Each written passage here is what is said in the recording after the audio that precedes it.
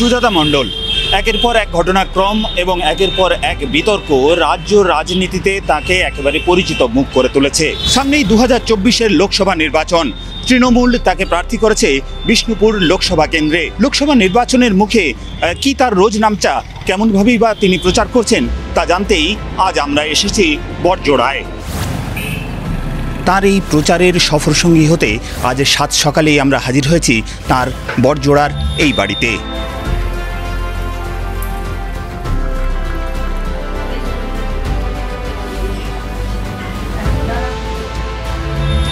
মেনুটা একটু দেখাতে চাইবো। রুটি, তার সঙ্গে দই, মিক্সড ভেজ এবং তার সঙ্গে একটা রসগোল্লা। এই রসগোল্লার প্রতি কি আপনার প্রীতি আছে? সারাদিন রোদে প্রচণ্ড কষ্ট হওয়ার পর যখন ঘুরে ঘুরে ক্লান্ত হয়ে যায়, রসগোল্লার মধ্যে এই ছানাটা আর মিষ্টিটা না আমাকে একটু এনার্জি দেয়।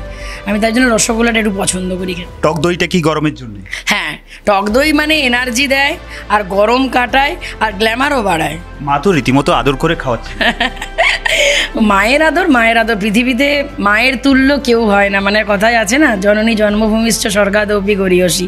তো আমার মা বাবা আমার জীবনে, আমি ঈশ্বর তো দেখিনি চোখে, যদি দেবদেবী কেউ হয়ে থাকে তো আমার জীবনে আমার মা আর বাবা।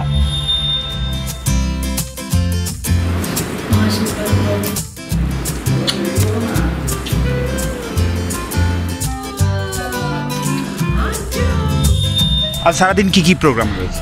আজকে সারাদিন অনেকগুলি অঞ্চলে যাব, বিভিন্ন ব্লকে যাবো। যেমন আপনার বড়জোড়া ব্লকের বেলিয়াতোড় অঞ্চলে রয়েছে, সেখানে একটি কমিউনিটিতে পুজো রয়েছে, সেখানে একটি আদিবাসী পুজো রয়েছে, তাদের সাথে একটু আদিবাসীদের সাথে ডান্স করব, তাদের সাথে সারাটা দিন কাটাবো আদিবাসী নৃত্যের তালে তালে। এবং সেখানে ওদের কমিউনিটির পুজো আছে, সেই খাওয়া দাওয়া নিজের হাতে পরিবেশন করব এবং ওরাও আমার সাথে খাবে, আমিও ওদের সাথে দাওয়ায় বসে খাবো।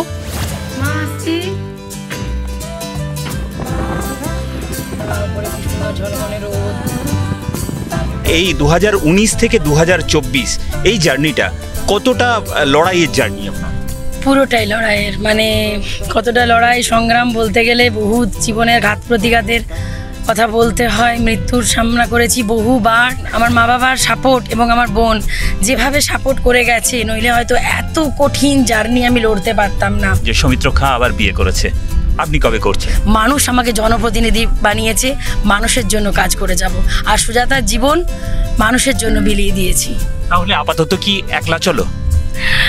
হ্যাঁ, সেই কবির ভাষায় বলতে হয় না যে যদি তোর ডাক শুনে কেউ না আসে তবে একলা চলো রে।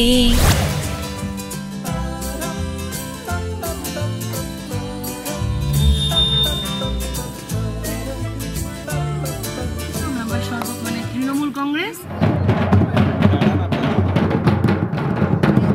আদিবাসী দেবস্থানে পুজো দেওয়া, তারপরে আদিবাসীদের প্রথা মেনে নাচে গানে মেতে ওঠা, কোথাও পলিটিক্যাল কম্পালশন?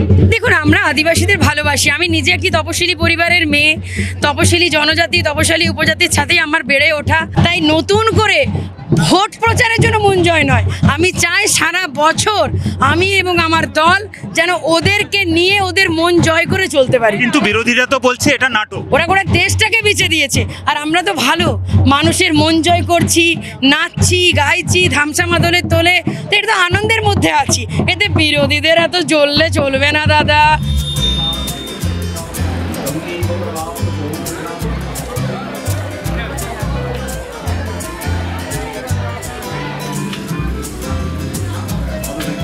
প্রচারে যখন বেরোচ্ছেন তখন কি যে ডায়েট সারা বছর ফলো করেন, সেটা কি আর কোনো রকম বাঁধা ধরা সেরকম কিছু থাকে না? প্রচারের সময় তো খাওয়ার সময় পাচ্ছি না ডায়েট, তবে এই গরমকালে টক দইটা আমি খুব চাইছি খেতে, তাই সেটার ব্যবস্থা রেখেছে।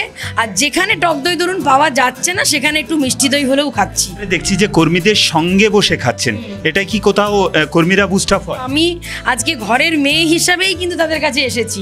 আমাকে এখনো পর্যন্ত একটা জায়গাতে যেও পরিচয় করাতে হয়নি যে আমি সুজাতা।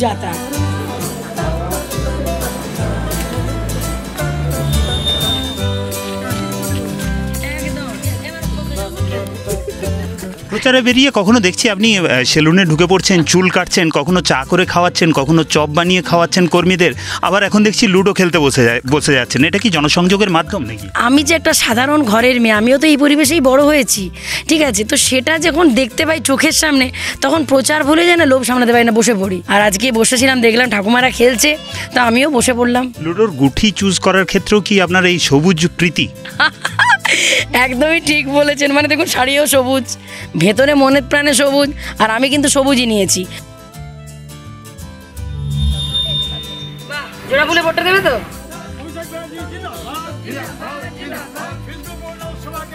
আপনাকে দেখে কেউ অবাক হচ্ছে না যে আপনি বিজেপির হয়ে ভোট ভিক্ষা করতে এসেছিলেন, এখন আবার তৃণমূলের হয়ে? না, মানুষ না সেদিনও আমার সততা দেখেছিল, নিষ্ঠা দেখেছিল, আর আজও মানুষ আমার সততা নিষ্ঠাই দেখে, যেটা একটা প্রকৃত সতী নারীর, একজন স্ত্রীর কর্তব্য যেটা হয়, আমি সেটা করেছিলাম। আগামী দিন লোকসভার সাংসদ হয়ে সেবা দাসী হিসেবে কাজ করতে চাই।